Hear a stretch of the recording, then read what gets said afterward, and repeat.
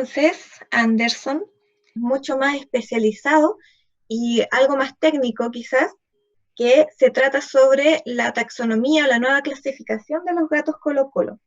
Para esto, Anderson, te agradecemos estar aquí con nosotras y nosotros.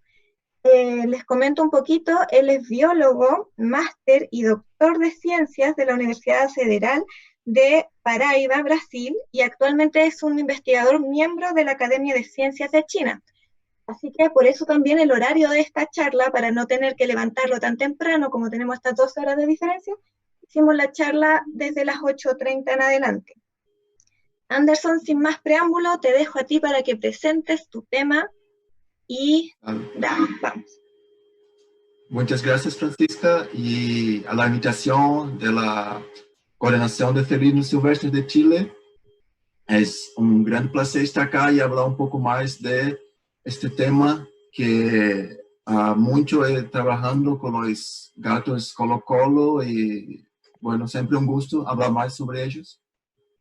Y bueno, la idea de la charla de hoy es, como Francisca ha dicho, es un poco más técnica y para aclarar algunas dudas porque utilizamos la clasificación de especie y no subespecie como ya había sido propuesto antes.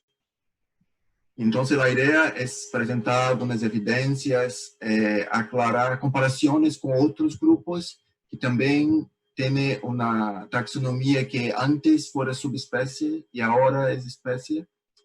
Y si hay duda, pregúntame y podemos continuar la conversación después de la charla.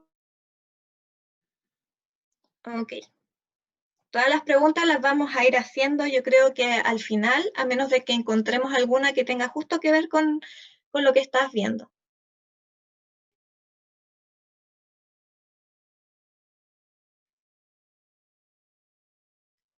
Oh, se nos quedó pegado al parecer. Así que decía que, ¿me escucha? ¿Me escucha? Sí, ahora sí. Sí, decía exactamente que si pega algo en la conexión, avísame que repito. Ya, sí, se había pegado ahora hace poco. A ver, bueno. Si nos comentas lo que está apareciendo ahora en pantalla, que es especie, subespecie, cómo reconocer una subespecie. Exacto. Entonces, si hay algún problema, avísame que repito, ¿sí? No hay problema. Ok. Bueno, entonces estructuré la charla con 4 tópicos. Primeramente, una muy breve introducción de qué sería especie en subespecie. Claro que es un tema muy complejo, pero una breve introducción. Y cómo reconocer una subespecie que es un poco menos discutido do que especie. Entonces, también muy rápido porque es un tema muy complejo y muy debatido y muy conflictuoso. Después, claro, focando en los datos Colo-Colo, nuestra clasificación y qué evidencias utilizamos en nuestro trabajo para reconocer a los gatos Colo-Colo como distintas especies, no subespecies. Bueno, primeramente aquí hay un debate muy caluroso dentro de la taxonomía de la biología, lo que sería especie, lo que sería subespecie. Hay veces, con el mismo conjunto de datos, distintos investigadores consideran grupos como especie y otros como subespecie. Así que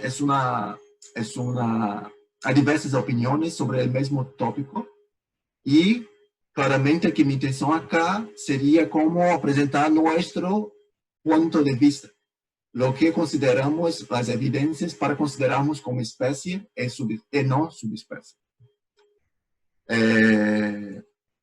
Bueno, entonces, actualmente hay como 35, 36 conceptos de lo que sería una especie. Entonces es un tópico muy debatido hace mucho tiempo y claro, con distintas clasificaciones, distintos criterios, pero en general, actualmente, sí hay un acuerdo de que la especie sería una linaje de grupo de poblaciones que evoluciona en separado de otro grupo de poblaciones. Entonces, esta definición general se aplicaría a distintos conceptos de especie. Y además es muy importante recordarnos que especie es una delimitación fija de un proceso continuo evolutivo. Entonces, en la naturaleza, los procesos son algo continuos que evoluyen, pero para nosotros tenemos que poner una clasificación fija, que sería nombrar un grupo, así que los distintos criterios que están relacionados a los conceptos en realidad reflejan los distintos categorías, las distintas puntos de separación de las especies. Entonces, por ejemplo, si miras acá en este gráfico, tenemos que hay un punto que todos los conceptos concordan que los grupos solamente incluyen una especie, y hay otro punto donde diversos conceptos concordan que representan dos especies. Pero la zona más crítica es una zona que se llama zona gris, donde en general las lineajes se divergieron muy recientemente, entonces que para distintos conceptos, esto sería un concepto 1, 2, 3, hasta un tanto, que distintos conceptos considerarían en esta zona gris una especie, mientras otro concepto consideraría una especie. Así que indico acá para los alumnos que quieren leer un poco más y recién publicado un artículo que habla sobre una manera muy didáctica y muy simple la diversidad de conceptos que hay y con sugerencias para diferentes artículos más detallados. Entonces, es un artículo muy bueno para introducir la temática de los diversos tipos de conceptos de especies. Y también hoy, más y más, si hay un entendimiento que necesitamos utilizar distintas líneas de evidencia para propor una nueva clasificación, para propor una nueva hipótesis taxonómica. Entonces, la idea es que cuanto más congruente son las fuentes de evidencia que utilizan, más fuerte es su propuesta, es su clasificación. Así que la taxonomía integrativa sería exactamente utilizar evidencias de la morfología, del ADN, de la biogeografía, ecología, para propor un concepto que tiene un soporte muy amplio, lo que sería la especie o no. Por otro lado, subespecie sería un agregado de poblaciones que poseen características comunes entre sí en distintas de otro grupo de poblaciones que habitan una subdivisión geográfica a lo largo del rango de la especie. Entonces, subespecie sería nada más que una variación geográfica de un conjunto mayor que incluye toda la especie. Y también hay diversos conceptos, diversos criterios que se han propuesto para reconocer o describir una subespecie, pero me destaco acá algunos libros clásicos del biólogo alemán Ernest Mayr, que fue uno de los grandes pensadores sobre lo que sería una subespecie. Ha publicado diversos libros y artículos, y acá están dos libros que considero muy buenos, muy clásicos, para entender un poco más de los procesos de la especie, variación geográfica y subespecie. Y una de las cosas que Mayr lo destaca, que sería cómo reconocer a una subespecie, que es un tópico muy debatido y de una cierta subjetividad. Pero me gusta porque lo dice claramente características que sería esperado para reconocer subespecies. Entonces, por ejemplo, para maíz, las subespecies deberían integrarse donde hay continuidad en la distribución. Imagina que las subespecies son poblaciones del mismo grupo, entonces para eso es esperado que haya un flujo genético a lo largo de la distribución. Entonces, cuando las subespecies como acá, hay una zona de división continua, es esperado que haya una zona de integración donde hay una mezcla de características de un grupo y de otro grupo, así que en estas zonas no habría una unidad bien definida de los grupos, porque es la zona que características distintas se encuentran y se mezclan.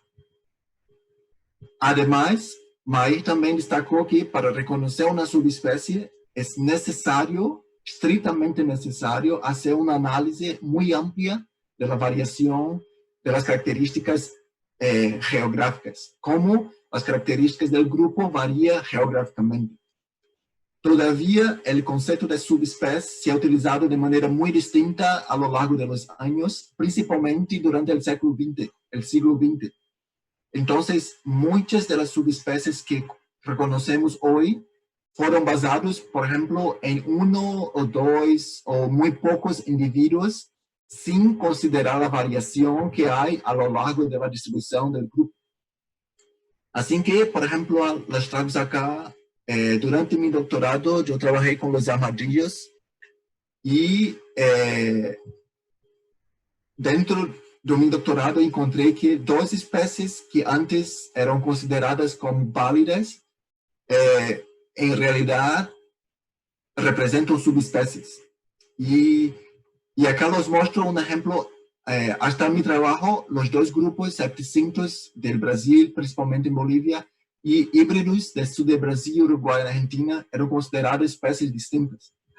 Pero analizando un amplio muestreo de las características geográficas, encontré que en realidad estos dos grupos se encajarían mejor en una clasificación de subespecie.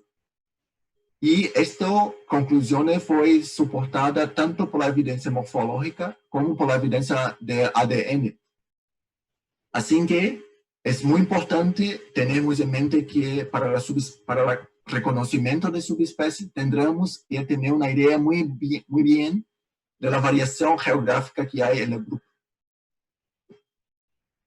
Así ahora adentramos a los gatos colo-colo y imagino que muchos ya conocen el grupo, pero son gatos que habitan en Sudamérica y tienen una distribución principalmente en las áreas abiertas, de Cerrado, Pampas, el Puna, a lo largo de los Andes. Entonces está estrictamente asociado a este tipo de vegetación abierta y, por otro lado, evita las áreas de floresta.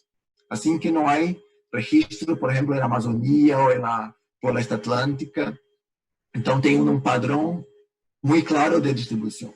Además, dentro del grupo hay una variación muy marcada en la pelaje, como veis acá, y por eso se ha propuesto una serie de clasificaciones distintas con diferentes organizaciones a nivel de especies, subespecies, así que es un grupo muy debatido dentro de los felinos de Sudamérica. La última clasificación, en 2017, fue hecha por el grupo de especialistas de felinos de la IUCN, donde reconocieron a 7 subespecies, como los muestro acá en el mapa, dentro de una única especie que sería el Leopardus colo-cola. Pero todavía es muy importante destacarnos las conclusiones del grupo. Entonces, dentro de su trabajo, el grupo de la IUCN destacan que la taxonomía de Leopardus colo-cola sigue siendo muy confusa y que hay una falta de congruencia entre los estudios morfológicos y genéticos, y que claramente necesita de más análisis, más datos. Además, nos dices que la clasificación que propusieron es muy probable que vaya a cambiar y posible el reconocimiento de algunos de los grupos como especies completas. Entonces, aunque reconocieron solamente una especie, para ellos está claro que es un grupo que claramente cambiará la clasificación en el futuro con más datos, con más análisis, con mejor entendimiento de la variación. Y dentro de las 7 subespecies, solamente 3 habría un conjunto de datos mínimamente satisfactorios para su reconocimiento, que sería el colo-cola del centro de Chile, el bracatos del centro de Brasil y el pajeros de Argentina principalmente. Entonces, las otras subespecies tendrían una deficiencia de datos que, aunque reconocieron, claramente necesitan de más estudios. Así que, basados en esto, nuestro artículo publicado este año, la idea fue justamente hacer una taxonomía integrativa combinando los datos de morfología, ADN, biogeografía, ecología, para tener un entendimiento amplio de lo que sería el grupo de los colo-colo.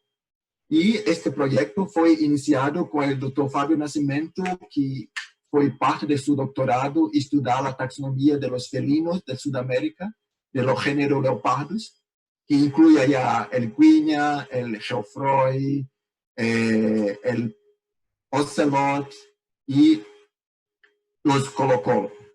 Entonces, de este proyecto, la idea fue utilizar la mayor cantidad de informaciones que hay para el grupo para tener una clasificación más robusta de lo que sería la diversidad que hay en los colo-colo. Así que recordemos que para reconocer las subespecies tendremos que tener una visión muy clara de la variación que hay a lo largo de la distribución geográfica. Entonces, el tema de la variación es muy importante tanto para especie como para subespecie. Por eso que tomamos muchos años para agregar lo máximo posible de datos que conseguimos para tener una idea muy clara de los grupos, las adaptaciones o los cambios, tanto a nivel de población como a nivel de distintas poblaciones.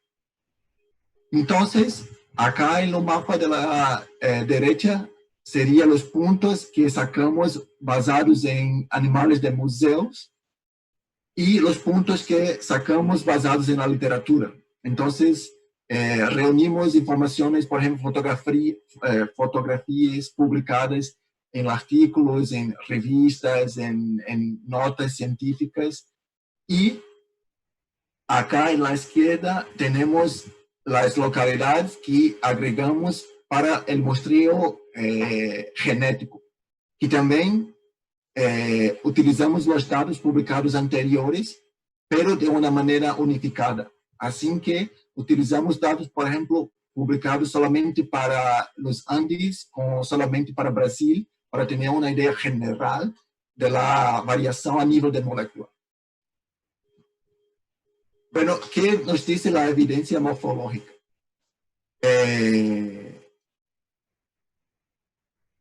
Analizamos al todo 142 individuos en museos y representa hasta el momento el más amplio estudio de lo colo-colo que ha hecho. Entonces, dentro de estos datos sacamos características de la piel, de distintas partes de la piel, como la cola, el pie, el padrón de pelaje. Y hacemos lo mismo con el cráneo, analizando las características que antes se ha considerado importantes para diferenciar las poblaciones, para diferenciar las especies o subespecies. Así que la idea acá fue testar si las características diagnósticas que antes se ha utilizado para reconocer las subespecies o especies son realmente consistentes dentro del rango de la subespecie o especie. Y también sacamos una serie de medidas del cráneo para tener una idea de cómo el cráneo varía, si sería una variación latitudinal o a lo largo de la elevación o una estructura más relacionada a distintas áreas geográficas. Entonces, recuerden que para nosotros, siguiendo al MAI y otros investigadores, acreditamos que las subespecies deberían integrarse donde hay una continuidad de la distribución y también que en las zonas de transición no serían unidades bien definidas. Así que para averiguar estos dos puntos, hicimos un mapeo muy detallado de la variación que hay en cada una de las características que analizamos. Así que les traigo acá un ejemplo de la característica de la padrón de pelaje en la lateral del cuerpo, donde identificamos a 7 tipos que encontramos en el material examinado, que representan, por ejemplo, padrones distintos que hay en el grupo, pero focando solamente en las características de la coloración en padrones de manchas. Así que, por ejemplo, cada color, cada círculo representa un conjunto de individuos que viven en seca y cada color representa un tipo de estado que reconocemos. Entonces, por ejemplo, cuando un círculo solo hay una color, significa que solo encontramos un tipo de característica. Pero cuando el círculo tiene más de una color, significa que en una misma población se puede encontrar variaciones de este carácter.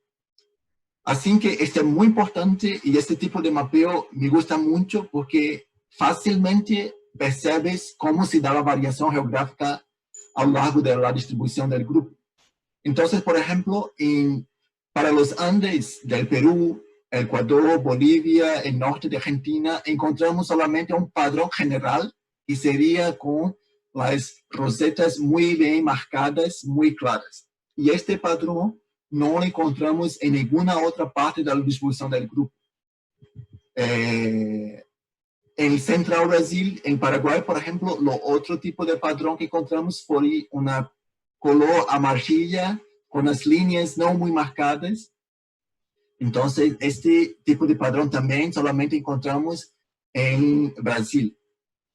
En Argentina, por ejemplo, algunas poblaciones tendrían padrones distintos y consideramos variaciones de un padrón más general. Por eso que es muy importante averiguarmos si los padrones varían dentro de una misma población o varían entre poblaciones distintas. Porque imagina que en la población humana tenemos variaciones naturales, por ejemplo, del color del pelo, pero si un tipo de variación es única de un grupo, esto significa que hay una cierta distinción muy marcada. Mientras que características que varían dentro de una misma población ya indican que esto no sería una cosa muy clara para diferenciar las especies, ya que dentro de una misma población encontramos variaciones. Entonces, con esta misma idea, lo hicimos para todas las características que analizamos y en algunos casos encontramos características que hay muy baja variación. Por ejemplo, si mira acá la coloración de las orejas en la parte dorsal, tiene una uniformidad muy clara a lo largo de la variación de los gatos Colo-Colo.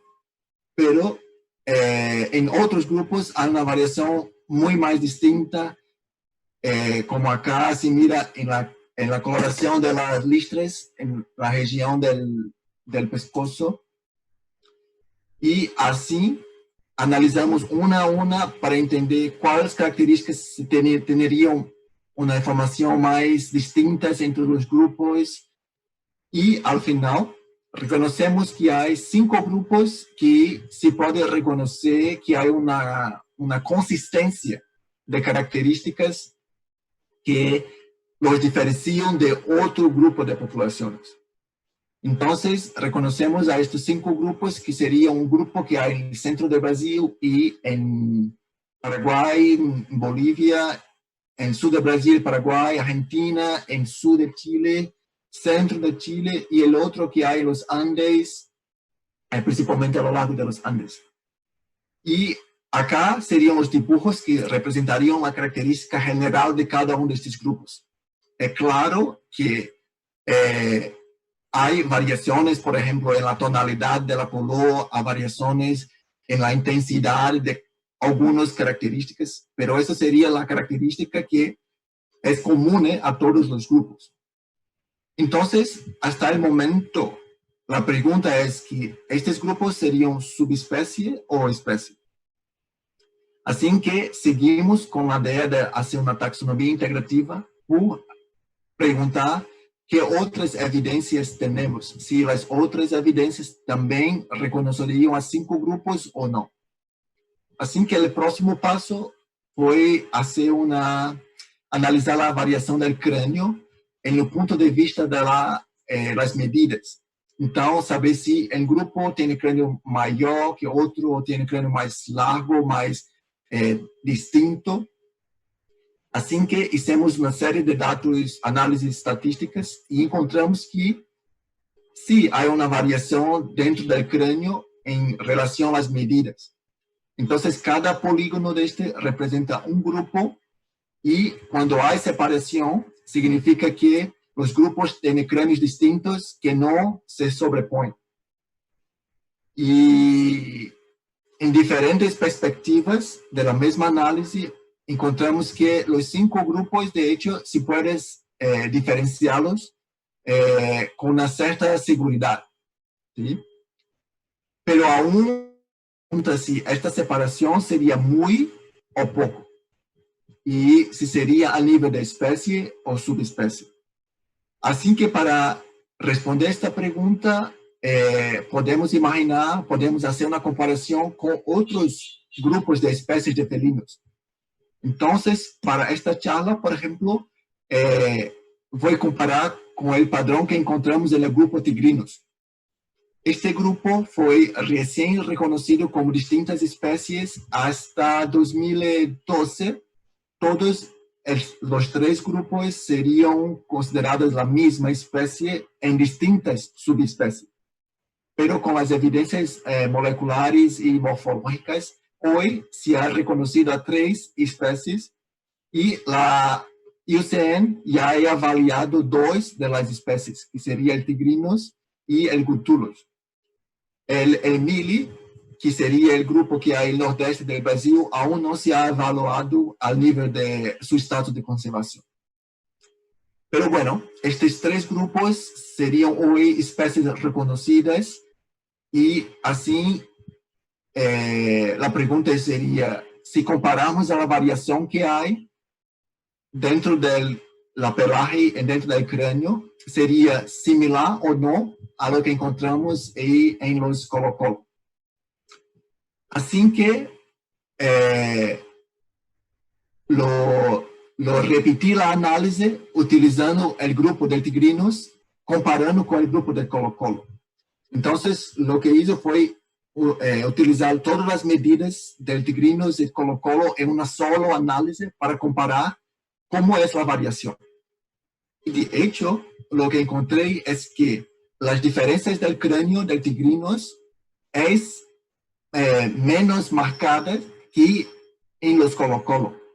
Entonces, si mira acá, por ejemplo, esto sería el grupo del tigrinos, y esto sería el grupo de Butulus en Emile. Entonces, hay una sobreposición muy más marcada do que con los Colo-Colo. Eso significa que, desde el punto de vista del cráneo, las especies de tigrinos son muy más semejantes que las especies de Colo-Colo.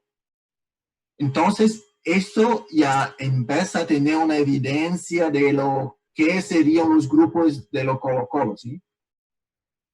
Pero como seguimos con nuestra evidencia integrativa, seguimos para lo que nos dice entonces la molécula. En nuestro trabajo utilizamos 4 genes que fueron utilizados en todos los trabajos anteriores que se ha trabajado con los Colo-Colo.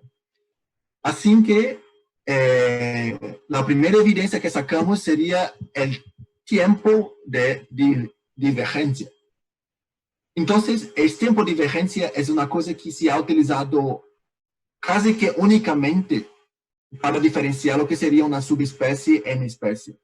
Y esto es muy problemático porque distintos grupos son expuestos a distintas presiones evolutivas, así que en distintos tiempos podemos encontrar distintas respuestas. Por ejemplo, grupos, poblaciones que se han aislados en distintas áreas, pero que no se ha sufrido distintas presiones evolutivas, pueden permanecer lo mismo grupo, mismo que sean aislados en un tiempo de divergencia muy más largo, mientras otras poblaciones que sean aislados, pero debido a las características del clima, de la ecología, tienen una presión muy fuerte para se diferenciar en un tiempo muy más corto de que otro grupo.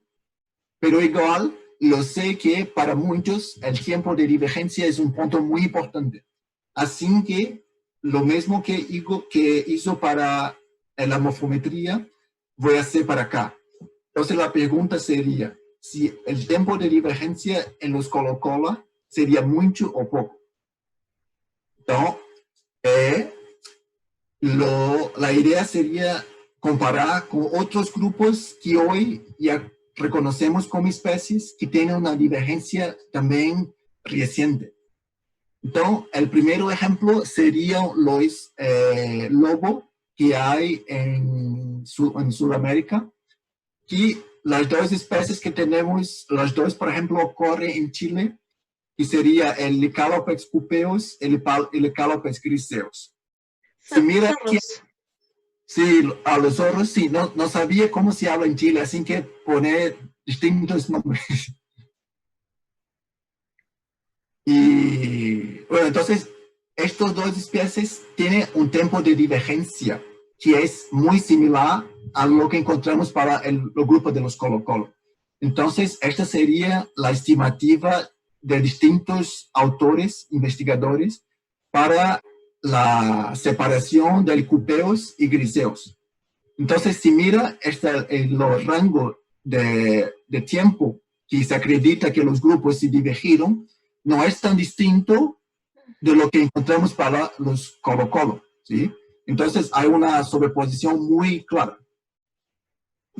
También comparamos con los tigrinos y el único trabajo que estimó la divergencia encontró un rango muy amplio, y del 100 millones hasta 1 millón de años.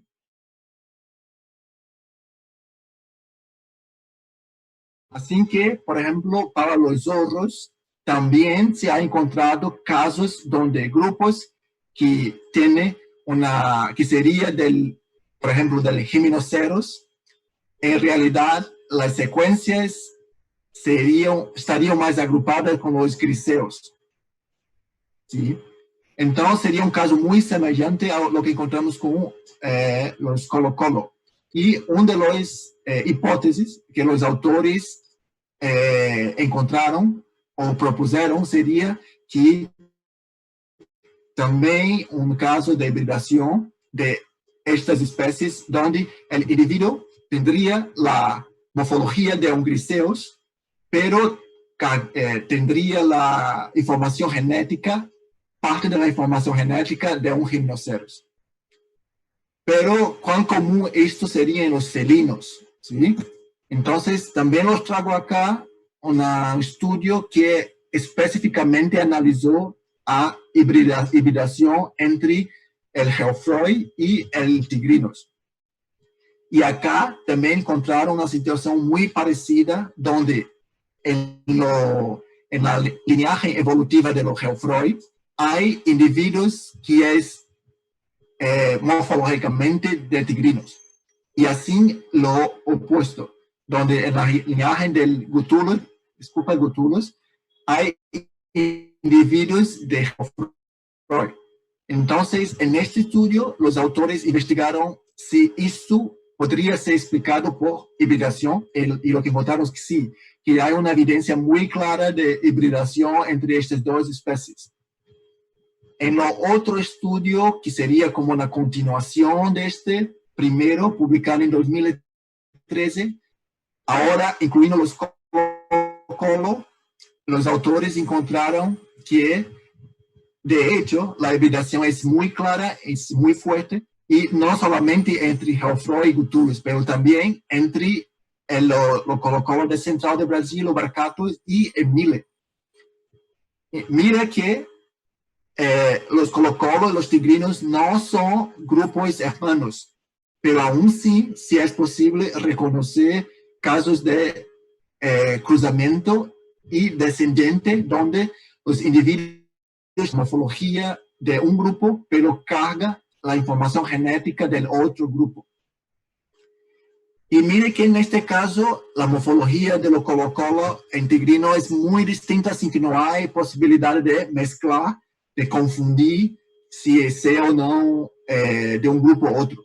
Entonces, todas las evidencias muestran que en realidad el flujo génico, la hibridación, es muy común entre los felinos. Y acá, un estudio muy reciente de 2018 que también encontró que, eso es muy interesante, por ejemplo, cuando se compara todo los colo-colo que hay con los Emile, o sea, los tigrinos del nordeste del Brasil, se encuentra que los grupos que hay en Brasil e en Uruguay, de su ADN mitocondrial, sí es más similar a los grupos que hay de tigrinos del nordeste de Brasil do que con otros colo-colo que hay en los Andes, Argentina, en Chile. Entonces, nuevamente los autores discutieron esto desde un punto de vista de que la hibridación justificaría este padrón que encontraron. Así que eso queda muy claro que estos tipos de padrones donde un individuo que es morfológicamente similar a uno, se cae en el árbol del otro por casos de hibridación. Aún en este mismo estudio, los autores investigaron más a fondo los colo-colo e encontraron que hay 5 grupos y que hay un bajo flujo génico entre los 5 grupos y además que hay un alto grado de divergencia genética. Entonces, lo que confirma lo que encontramos también en nuestro estudio. Otra cosa muy interesante es que encontraron zonas de dispersión. O sea, analizando el padrón de dispersión basado en la ADN, encontraron que hay evidencias de que grupos del norte, del centro de los Andes, estarían migrando para el centro de Brasil y del centro de Brasil migrando para el sur de Brasil en Uruguay. Isso seria uma evidência de como explicar a distribuição atual de los grupos. A isso vou falar um pouco mais adelante sobre a biogeografia para entendermos como a distribuição atual de los grupos se ha formado. Então, ao final, que nos diz a evidência molecular?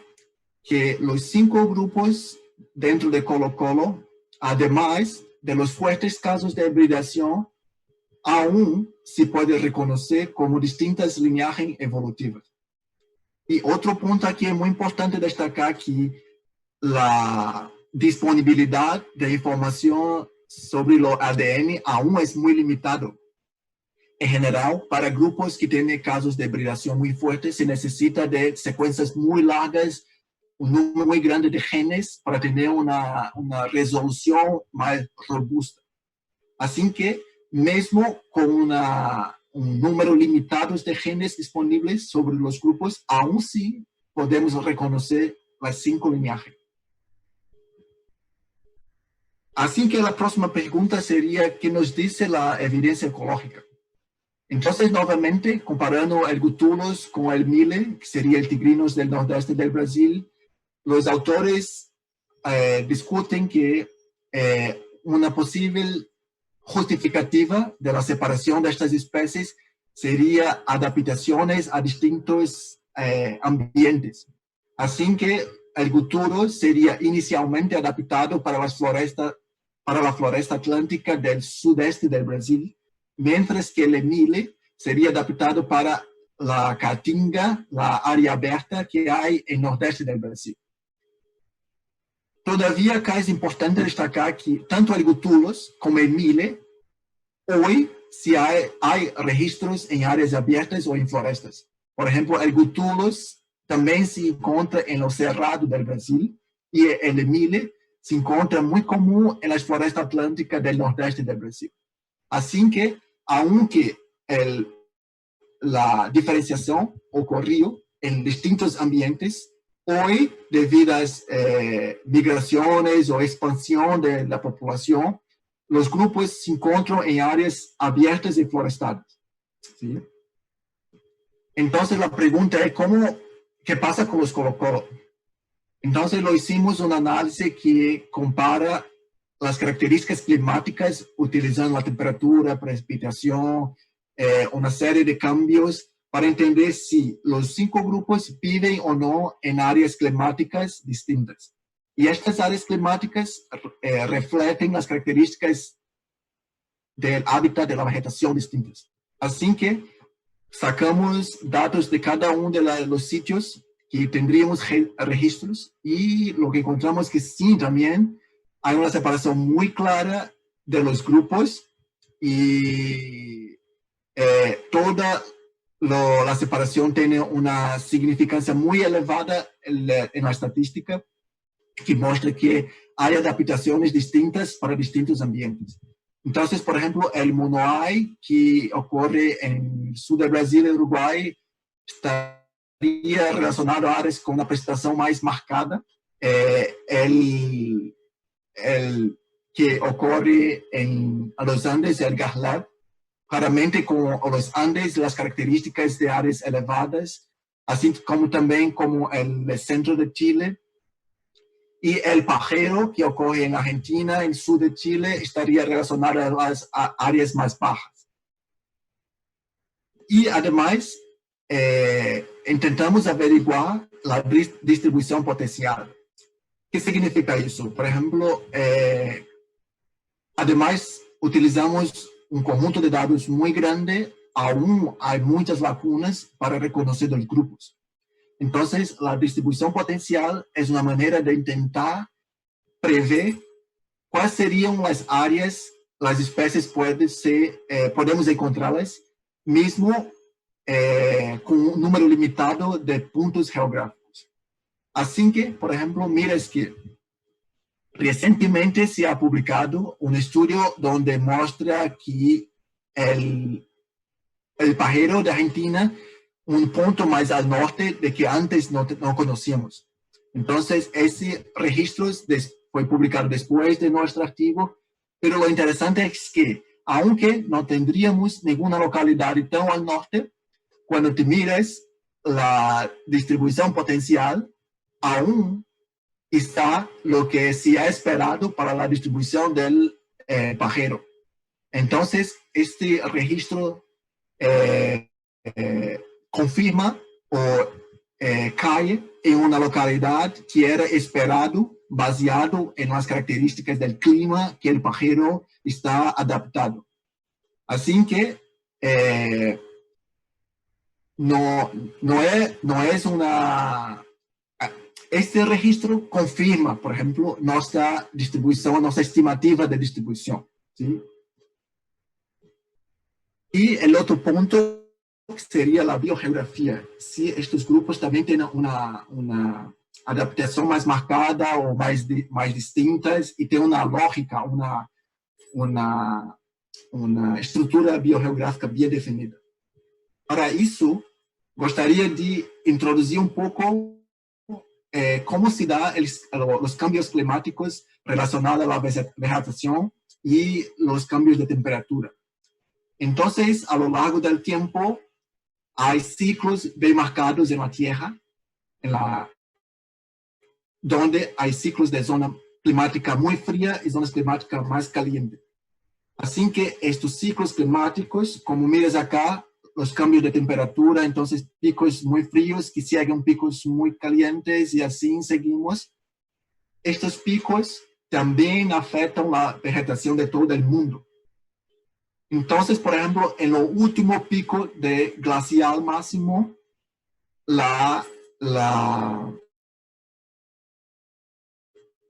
aspecto sería totalmente diferente a hoy en relación a la vegetación. Por ejemplo, mira acá que la zona polar se extiende muy más abajo al Canadá, norte de los Estados Unidos, pero no solamente eso, la vegetación cambia totalmente. Entonces, si miramos a Sudamérica, lo verde oscuro serían las áreas de floresta densa. Entonces, durante los picos de más frío, las florestas se retraen, mientras que las áreas abiertas se expanden. ¿Sí? Y lo opuesto se pasa con las áreas más calientes, que serían las zonas de interglacial, donde las florestas se expanden y las áreas abiertas se retraen. ¿Cierto? Entonces, con esta lógica, acredita-se que la hipótesis más acepta hoy para la origen y distribución de los colocolos sería que la área de origen acredita que sería en la región central de los Andes, en el norte de Argentina, Chile, sur de Bolivia, que durante el periodo de glacial máximo, con las áreas abiertas más extensas, los individuos se expandieron para el centro del Brasil, el sur del Brasil, Uruguay, para el sur de Argentina, Chile, en lo largo de los Andes. Todavía, a medida que el clima se calienta, las florestas se expanden y se quedan las poblaciones aisladas en distintas regiones.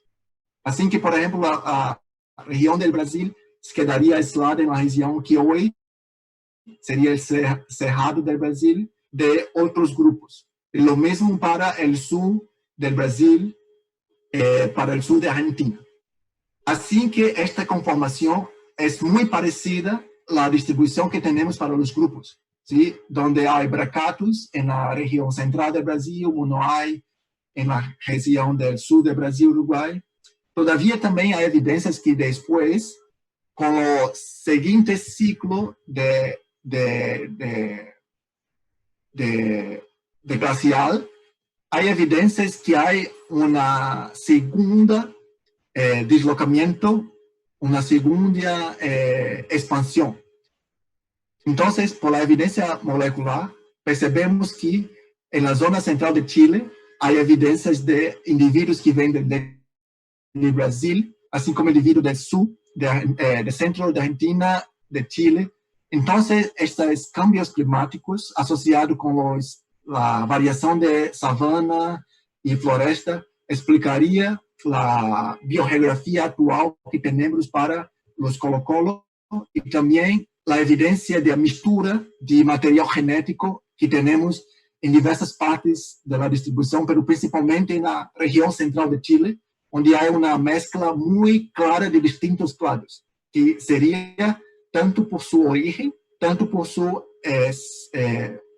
segundas migraciones después de la diferenciación. Así que al final, tenemos, ¿qué evidencias tenemos para clasificar los gatos colo-colo? Entonces, el punto de vista morfológico, no hay una mezcla de caracteres clara. tanto del punto de vista de la característica de la piel como el cráneo. Desde el punto de vista de ADN, el tiempo de divergencia es similar a otras especies que tienen una diversificación muy reciente. También la lineaje evolutiva es muy marcada, muy clara. Los Colo-Colo también tienen una estructura biogeográfica muy bien definida que incluso es similar a otros grupos asociados a áreas abiertas, tanto de mamíferos como de reptiles. Y también tenemos una evidencia de una segregación climática que refleja una segregación ambiental. Así que, de todo eso, todas esas evidencias aún es muy distinta mesmo con casos de hibridación, que significa que la identidad de los grupos es muy fuerte, que mesmo con hibridación no se pierde, no se deteriora. Todavía, una pregunta es, ¿qué considera como especie el grupo de especialistas de la UCL? Entonces, lo saqué acá, la definición de especie que fue utilizado en el último trabajo.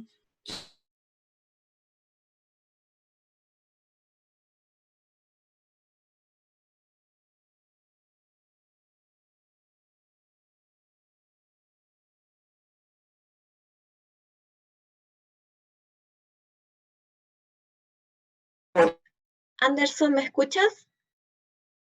Te quedaste pegado.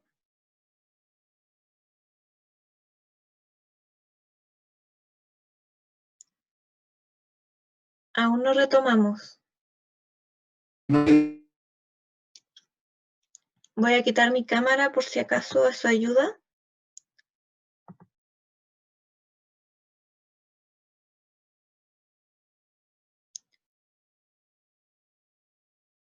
No, seguimos con a nuestro invitado pegado.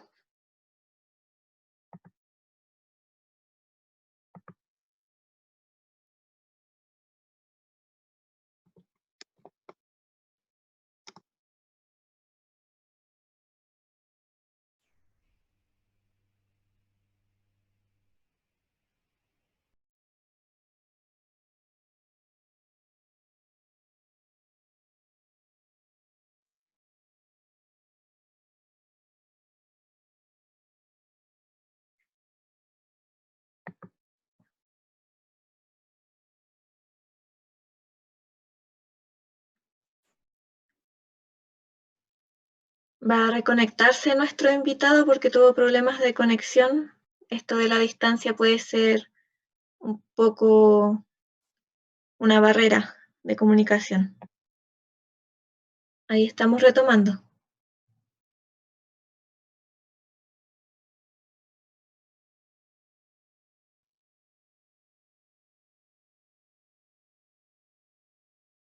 Anderson, ¿me escuchas? Bueno, entonces, para concluir, que también según la UCN tenemos que las especies pueden hibridar, pero la morfología básica, comportamiento y ecología no se ven afectados, como he mostrado acá.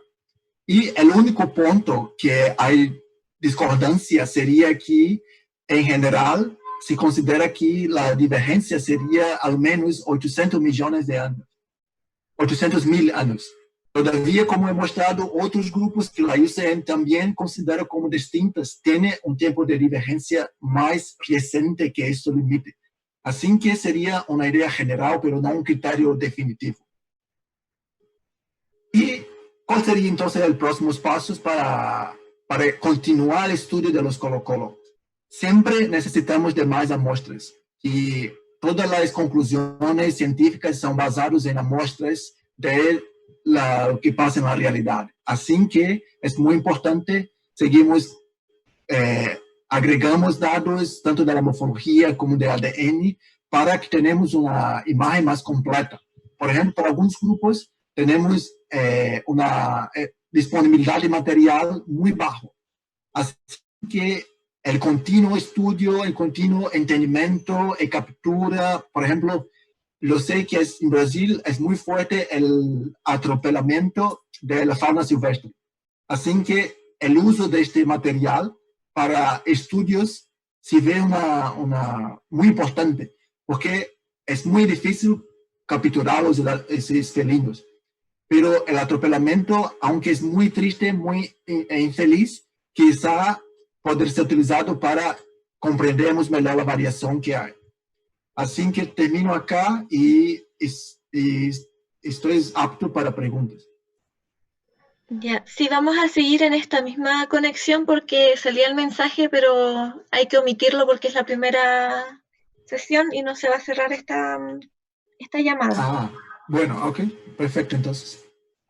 Igual súper importante eso que has mencionado, Anderson, porque de hecho hoy día mismo hubo un nuevo registro de gato Colo-Colo atropellado en la cuarta región, o sea, en la zona central de Chile, y Sí. esta persona nos mencionaba que ha visto 3 durante las últimas semanas atropellados. Entonces, muy importante destacar esto que finalmente es material que puede servir para estudio. Ahora, con Sí, el tema de la pandemia y la cuarentena es como algo más difícil quizá poder movilizarse para acceder a este material, pero sí, hay que intentarlo. sí, de hecho. Y digo que yo he trabajado mucho tiempo con los medios de grandes mamíferos y la gran mayoría del material reciente es exactamente de los atropellamientos, porque es que son los más afectados, los armadillos, los felinos, otros carnívoros, y de otra manera sería muy difícil tener material. Así que Claro. inicialmente es una lástima, claro, que los animales siguen siendo atropellados, pero por lo menos podemos hacer algo bueno de esta mal situación. Claro. Anderson, hay un par de preguntas. Yo creo que primero esto la gente tiene que digerirlo un poco mejor antes de llegar a las preguntas. Pero, por ejemplo, hablabas al final del tema de la biogeografía, que estas especies o subespecies finalmente quedaron como restringidas a ciertos sectores por estos cambios de reforestación, de cambios climáticos, pero ahora actualmente estamos frente a un cambio climático que es a nivel mundial, donde está aumentando la temperatura y eso está haciendo también que, por ejemplo, te mencionaba cuando estábamos conversando que está avanzando el desierto en la zona de Chile. Entonces Sí. eso puede ser también una opción, hacer un corredor para que Leopardus colocola garlepis se una con Leopardus colocola colocola, que están bastante cercanos en ese sentido. ¿Puede existir entonces que haya un mayor grado de hibridación entre estas subespecies o especies hacia futuro y con eso ser una barrera para especificarlos como especies? Primeramente, que ya hay evidencias que tanto el cambio climático, pero principalmente creo el deforestamiento, ha ampliado de una manera la distribución de algunos grupos. Por ejemplo, para el Bracatus de Brasil, que conozco más, cuando he conversado con el Fabio, hay mucho más registros en áreas que antes nunca había hecho, porque estas áreas que antes eran florestas, ahora es como un pasto muy largo. Así que algunas barreras se han disminuido debido a esa mudanza hecha por el hombre. Todavía, por ejemplo, con el Geoffroy y el Gutulus, también acredita-se que la hibridación ha sido de una manera influenciada por eso. Todavía, mesmo con el caso de hibridación, o sea, la zona de hibridación se espera-se que haya un contacto mayor y una mezcla mayor de individuos, pero no significa que la identidad de la especie se va a desaparecer, porque una vez que la especie se ha establecido, tem certas características únicas que, mesmo com a hibridação, é muito difícil que se desfasa, ¿entiendes? Sí, sí, sí. Y todavía, por ejemplo, aún estamos solamente conociendo más sobre la hibridación de los animales. ¿Te imaginas que hace, no sé, 15 años el máximo, el tema de hibridación se parecía muy distante y muy raro en la naturaleza? Pero hoy, con la evidencia de genómica, de todo el material genético, se entiende que es muy más común que antes imaginábamos. Y el problema es que antes teníamos una visión muy superficial de lo que pasa. Ahora estamos aprofundando y percebendo que los casos de hibridación son muy más comunes que antes pensábamos, pero aún no destruye la identidad individual de los individuos, de las especies. Claro, eso es súper importante recalcarlo en ese sentido.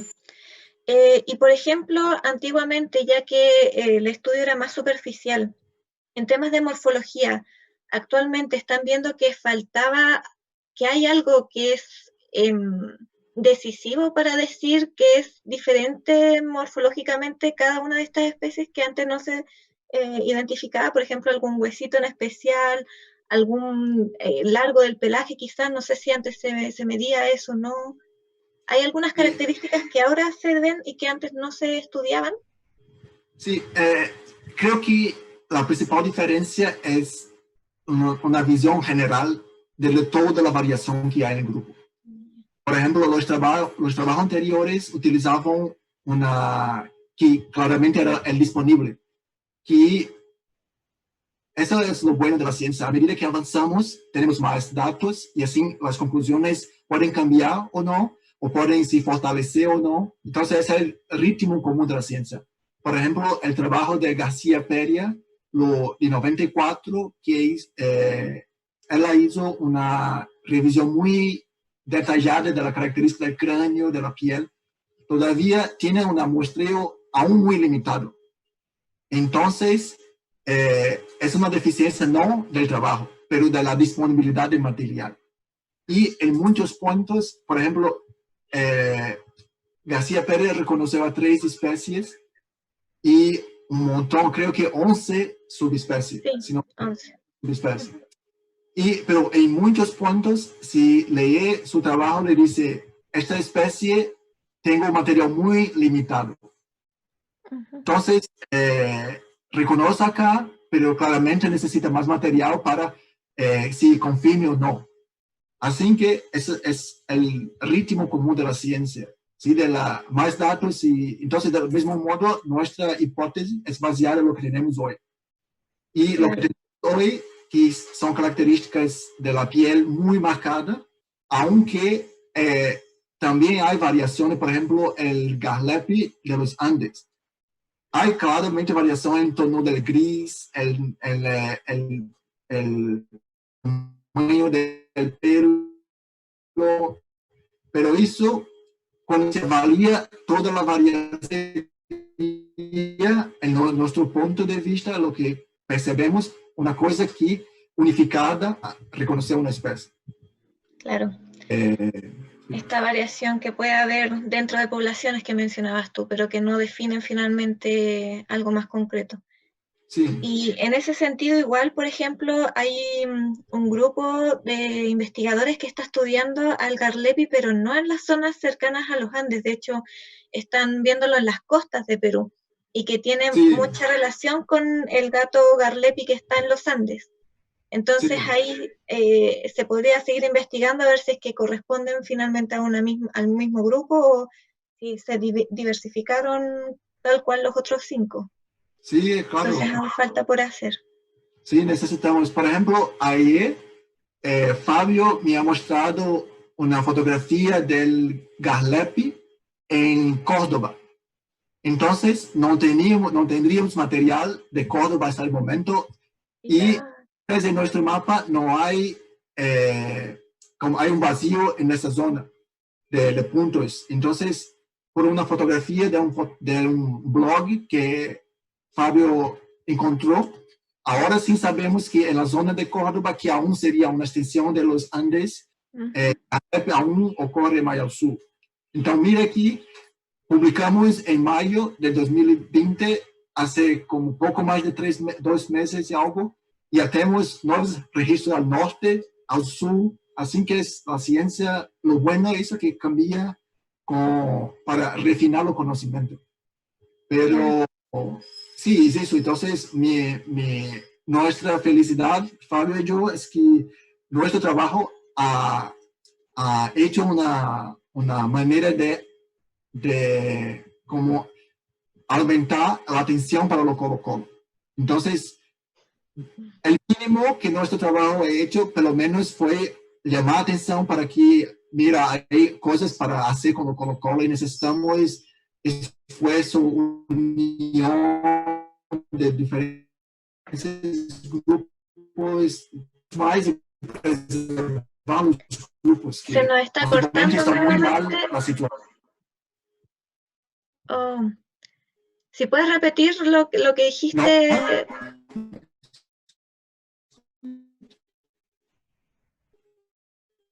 Sí, se nos cortó de nuevo Anderson. Sí. A ver, voy a quitar mi cámara. No me escuchas.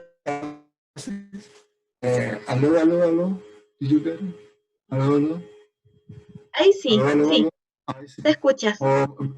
Lo siento por la mala conexión.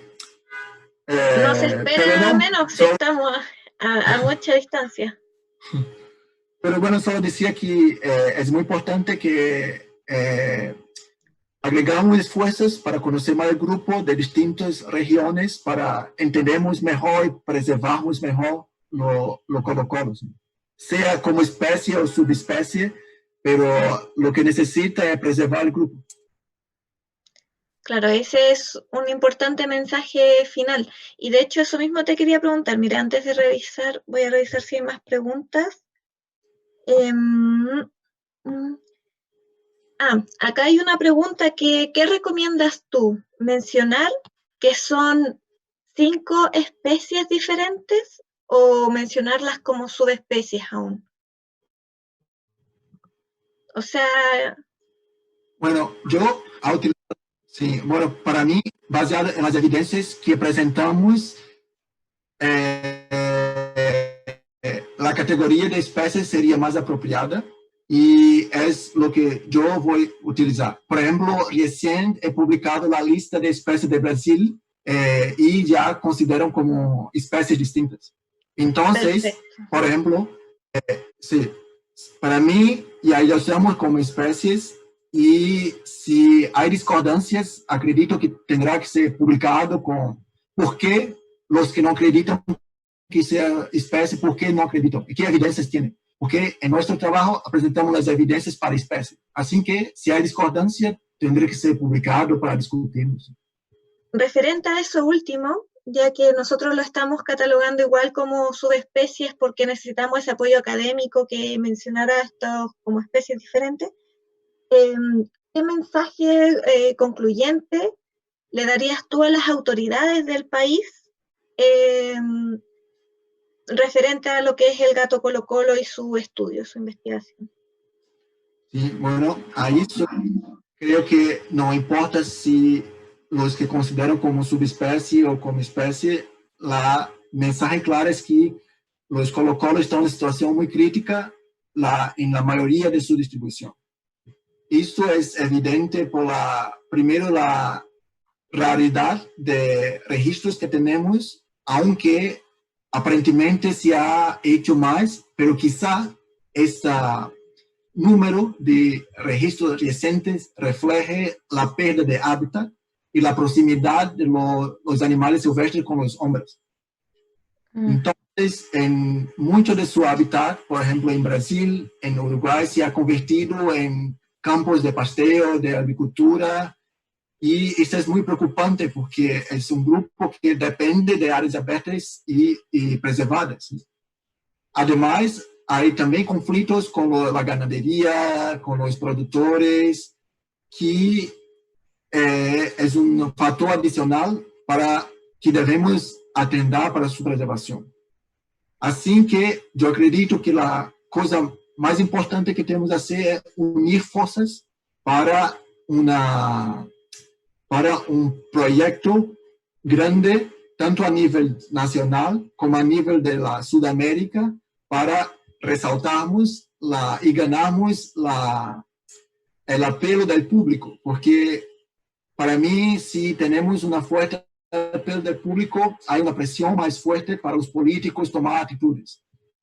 Así que, por ejemplo,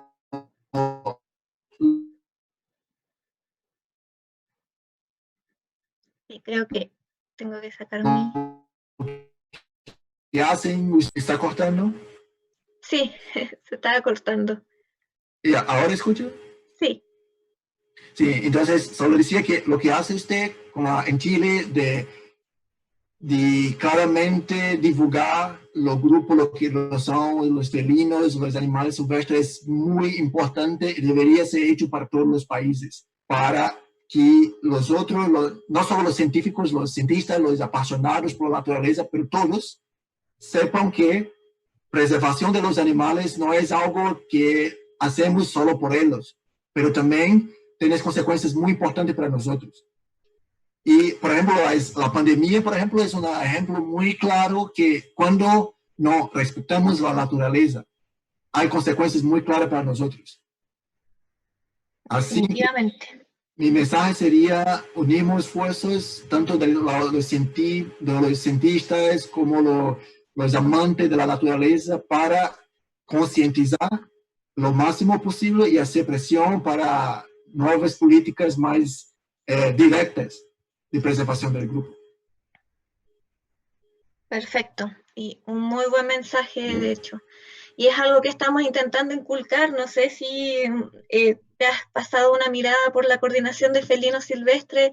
Tenemos ya asociación con varias otras agrupaciones, tanto de felinos como de otros. Entonces la idea justamente es generar estas redes, esta unión de fuerzas y presión social. Sí, Muy buen mensaje. importante. Y lo que hacen es importantísimo y creo que no es algo fácil, claro, y ni tampoco rápido, pero es un proceso que tienes que iniciar y tenemos que iniciar cuanto antes y continuar lo que estamos haciendo. De todas maneras. Bien. Listo, Anderson. Con esto terminamos. Te agradecemos mucho tu tiempo. A pesar de la mala conexión que podamos tener por la distancia, se agradece mucho tu tiempo, la preparación de tu presentación y claramente tu mismo estudio junto a Fabio y a el otro investigador que es Chen.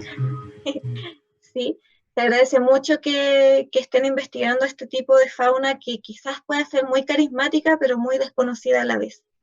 Así que se agradecen todos los esfuerzos y toda la difusión de su estudio. Gracias por la oportunidad de hablar un poco más y por el trabajo que sigue haciendo, que es muy importante. Y estoy feliz de contribuir un poco para que divulgar más sobre los Colo-Colo. Muchas gracias. Con esto cerramos. Que estén muy bien todas y todos. Gracias. Y nos veremos en otra ocasión.